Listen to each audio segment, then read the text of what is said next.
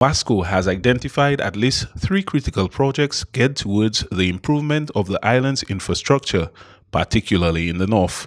In response to long-standing challenges stemming from aging infrastructure at the Feebles water treatment plant, WASCO will begin extensive rehabilitation efforts in the coming months, thanks to a USD $4.2 million loan from the CARICOM Development Fund CDF, secured with the support of the government of St. Lucia through the Ministry of Finance. Speaking at the official signing ceremony, WASCO's CEO Zilta George Leslie explained the rationale for securing the loan to upgrade the aged filters at the Feebles water treatment plant. This outdated system now requires excessive water for backwashing, significantly reducing the volume available for consumer distribution and straining the utility's ability to meet growing demand. This plant, originally constructed in 1993 and was expanded in 2007 to a total capacity of 10.8 million gallons per day,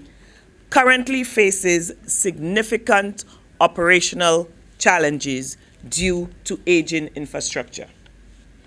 6 of the 10 filters are malfunctioning due to corroded components and outdated materials, forcing reliance on an inefficient water-only backwashing and resulting in increased water loss and reduced treatment capacity.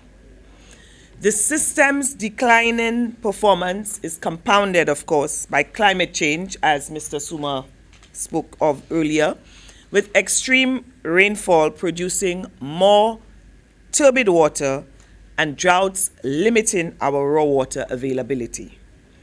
As a result, the Feebles treatment plant is functioning at roughly 40% efficiency, and of course it cannot meet the growing demand in the rapidly developing service areas, making restoration to full capacity critical. The addition of a USD $670,000 technical assistance grant will result in the installation of energy-efficient equipment at the treatment plant, the provision of direct support for vulnerable communities through training, the establishment of rainwater harvesting systems, and enhanced water security. While the upgrades to the Feebles water treatment plant, expected to be carried out over an 18-month period, will inevitably result in a more consistent supply to the north, the WASCO CEO cautioned that full service improvements will only be realized after the completion of 2 additional critical infrastructure projects. While this may result in increased volumes, we need to make it clear, people, that there are 2 other projects which we are currently, we have, through the Minister of Finance, we have been able to secure loan funding for the 5-kilometer pipeline upgrade, which is the Millet to Vanna upgrade.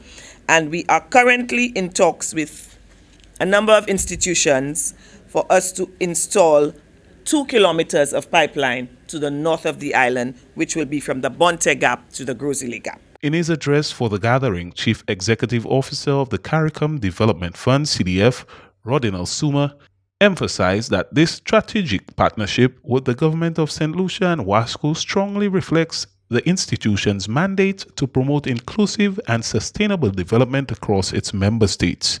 The CARICOM Development Fund has supported initiatives that promote equitable growth, cohesion, and resilience building across the Caribbean region since the fund's inception in 2008. By investing in the Pasias and Feebles water systems, the CDF is directly contributing to climate adaptation, promoting public health, and supporting social and economic sustenance and stability.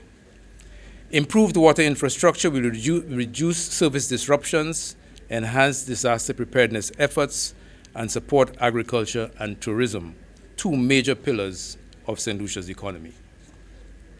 This investment aligns closely with the CDF's strategic goals and regional mandate to foster inclusive development and reduce disparities among and within our member states.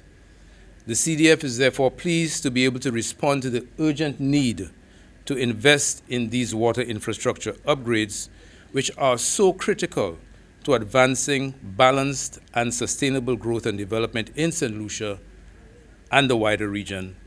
And we thank the government of St. Lucia and WASCO for the opportunity to partner in this endeavor. WASCO is grateful for the funding, which helps the company turn its ambitious plans into actionable improvements. With positive changes on the way, WASCO expects to achieve its broader mission to strengthen operational efficiency, enhance climate resilience, and ensure long-term sustainability in communities across St. Lucia.